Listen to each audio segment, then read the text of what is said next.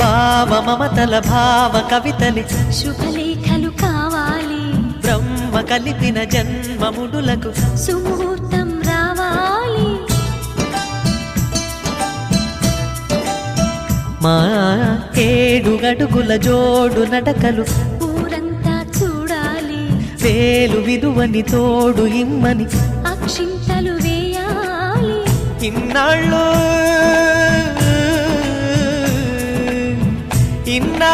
ఎదురు చూసే ఆశల రాజ్యంలో రాణిని తీసుకువచ్చే కళకళ కనబడగా గుండె గూటికి పండుగొచ్చింది,